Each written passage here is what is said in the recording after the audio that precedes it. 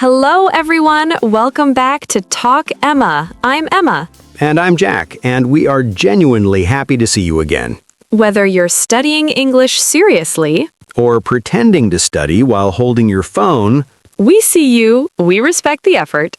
at least you pressed play. Exactly.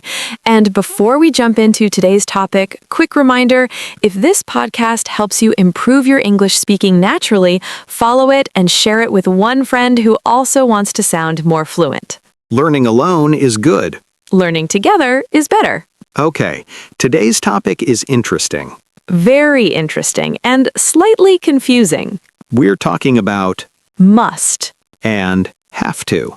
Two small expressions. Huge confusion. Why are they confusing? Because in many situations, they mean almost the same thing. Almost. But not always.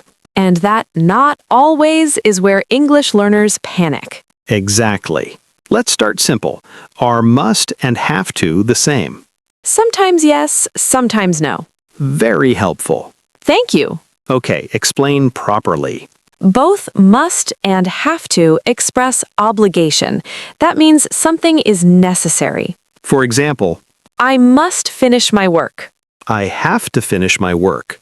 Both sentences show that finishing the work is necessary. So if both mean necessary, what's the difference? The difference is emotional and situational. Explain that slowly. Must usually comes from inside you. Have to usually comes from outside pressure. Oh, yes. So must is internal. Yes, it's often your personal decision. For example, I must start exercising. No one forced you, it's your personal choice. Your brain decided. Exactly. Now listen to this. I have to start work at 9 a.m. That's not your choice. Correct. That's your company's rule. So have to feels like external rules or laws. Yes, very often. Example 1. I must study tonight. This means I personally believe it's necessary. Self-pressure. Yes. Example 2. I have to study tonight. Maybe there's a test tomorrow. External reason. Exactly. Okay, but sometimes both feel the same.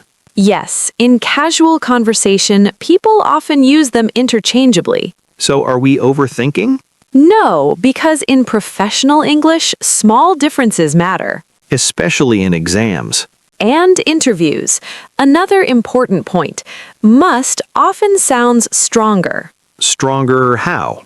More urgent, more serious. For example, you must wear a seatbelt.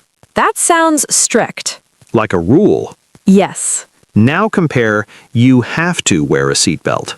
Still necessary, but slightly softer. Interesting. So tone matters too. Let's make it practical. Yes. Situation 1. Doctor speaking to patient. You must stop smoking. Very serious. Because it's strong advice. Now imagine government rule. You have to pay taxes. That's law. Exactly. Let's talk grammar. Yes, because structure changes. Must is simple. Subject plus must plus base verb. I must go. She must finish. No change. Always must. Yes. But have to changes. I have to go. She has to go. They have to go. So we conjugate have. Exactly. So this is where many learners make mistakes. Yes, negative form is very different. Listen carefully. Must not, or mustn't, means prohibition. It means something is not allowed. For example, you must not smoke here. That means smoking is forbidden. Exactly. But listen to this. You don't have to come tomorrow. That means it's optional. Yes, not necessary. Huge difference. Very big difference. Imagine your boss says, you don't have to stay late. That means you are free to leave. But if your boss says you must not stay late, You are not allowed to stay. completely different meaning. Wow, that's important. Very important. Let's practice. I'll say a situation, you choose must or have to. Ready? Ready. You feel sick and decide to visit a doctor. I must see a doctor. Good. Personal decision. Now, the law says drivers wear helmets. Drivers have to wear helmets. Correct. See, you're improving already. In daily conversation, which one is more common? In daily conversation, have to is more common in American English. And must? Slightly more formal or serious. So if I say to my friend, I must leave now, It sounds dramatic. like I'm in a movie. Yes, many native speakers would say, I have to go. More natural. Let's summarize clearly. Must equals strong obligation, often internal, serious tone. Have to equals external obligation, rules, laws, common in daily speech. Negative must not equals prohibited. Don't have to equals not necessary. That negative difference is the most important. Yes, if you understand that, you're already ahead. All right, now things get serious. Yes, because in part 1, we covered the basics. Internal versus external obligation. Strong versus normal tone. And the dangerous negative difference. Exactly. But now we're moving into the advanced zone. Yes, because must is not only for obligation. Oh yes. Must also has another very powerful meaning. Logical conclusion. Exactly. Okay, explain slowly. When we use must to show logical conclusion, we are not talking about obligation. We are talking about deduction. Meaning, When you are almost sure something is true based on evidence. For example, the lights are off. They must be asleep. so you're guessing but strongly. Yes, it's a strong guess based on facts. Another example. You studied all night. You must be tired. That's not a rule. No, it's logical thinking. Can I say you have to be tired? No, Why?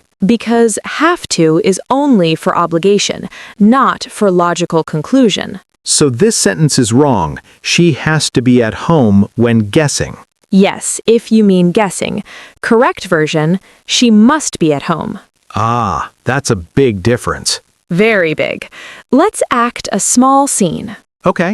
You knock on someone's door, no answer. The car is not there.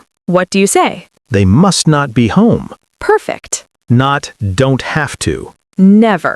Okay, now what about the past? Yes, this is where many learners get confused. There is no past form of must for obligation. Wait, what? We don't say musted. Obviously. So for past obligation, we use had to. Example. I had to work late yesterday. So yesterday equals had to. Yes, you cannot say I must work late yesterday, That sounds wrong. because must doesn't have a normal past form for obligation. Wait, I've heard must have. Yes, that's different. Must have plus past participle is for past deduction. Explain with example. You didn't answer my call. You must have been busy. So I'm guessing about the past. Exactly. Another example. The ground is wet. It must have rained. That's logical conclusion about the past. Perfect. Present obligation, I must finish. External rule, I have to finish. Past obligation, I had to finish. Present deduction, she must be tired.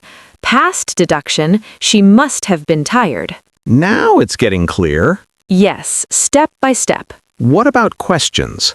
Good question. We usually don't ask with must in normal conversation. Really? Yes, it sounds formal. Instead of asking, must I finish this today? Most people say, do I have to finish this today? That sounds more natural. Exactly. Let's move to workplace situations. Good idea. Situation 1. Company rule. Employees have to wear ID badges. External rule. Situation 2. You feel responsible. I must improve my presentation skills. Personal motivation. Situation 3. Your manager sees you tired. You must be exhausted after that meeting.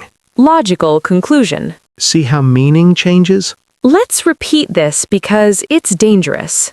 Listen carefully. You mustn't park here. Prohibited. You don't have to park here. Optional. If you confuse these two in real life, it could cause problems. Big problems. There is also emotional strength. If a mother says, "You must call me when you arrive." That sounds serious and caring. If she says, "You have to call me when you arrive." Still serious. But slightly less emotional. Interesting. Must sometimes carries emotional intensity. Let's test you. Situation. You see dark clouds. It must rain soon. Close. Correct grammar. It must rain is not natural. Better. It must rain soon is okay, but more natural. It must be going to rain. Ah, yes. Next situation. Yesterday you missed the bus. I had to take a taxi. Perfect. Next, teacher rule. Students have to submit homework on time. Excellent. Why is this topic important for fluency? Because modal verbs show confidence in speech. When you use must, have to, had to, and must have correctly, you sound natural and advanced. It's not just grammar, it's control. Exactly. Many English learners understand the rule, but when they start speaking, they panic. They freeze. Their brain suddenly becomes empty, and then they think, "Oh no, should I say must or have to? What if I say it wrong?" And that fear blocks fluency. Yes, and that's why this final part is about automatic speaking, not overthinking, not memorizing rules again, but building instinct. Because real English is not spoken from grammar charts, it is spoken from habit. So let's build that habit right now. Imagine this situation. You are talking to your friend. Your friend says, "I feel tired all the time." What would you say? You would probably say, "You must rest more," not "you have to rest more." Why? Because it's your strong personal advice. It comes from your heart. Exactly. Now change the situation. Your friend says, "My company says I need to submit a medical certificate." Now you would say, "Oh, then you have to go to the doctor." Because it's an external rule. The company requires it. Feel that difference. One is emotional, one is structural. Good. Now let's go deeper. Sometimes learners use must everywhere because it feels simple, but native speakers don't overuse must. They often prefer have to in daily conversation because it sounds more natural and less dramatic. For example, "I have to wake up at 6. Very natural. "I must wake up at 6. Possible, but stronger, more serious, like a promise to yourself. Yes, so tone matters. If you say, "I must stop eating junk food," it sounds like determination.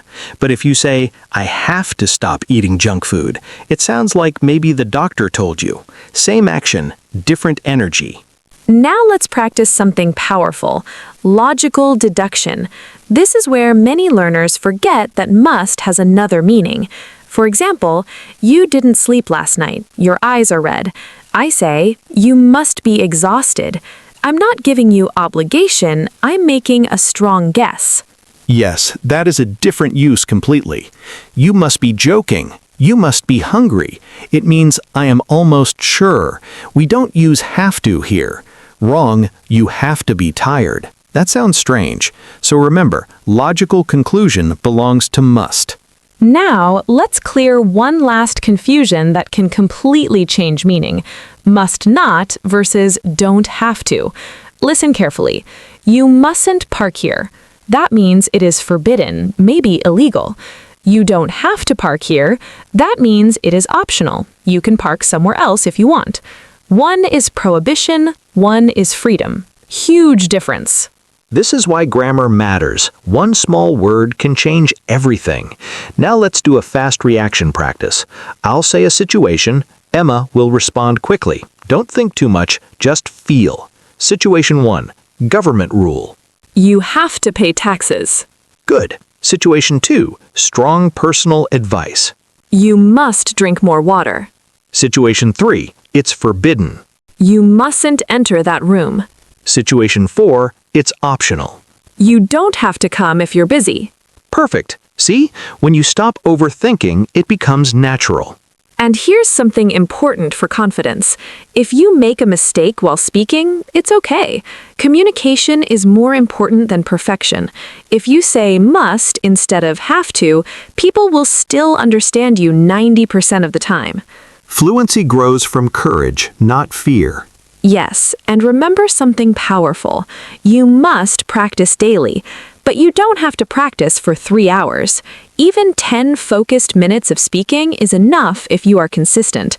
Small effort, big result. And consistency creates confidence. The more you speak, the less you panic. The less you panic, the more natural your grammar becomes. It's a cycle. Before we close, let's summarize in simple words.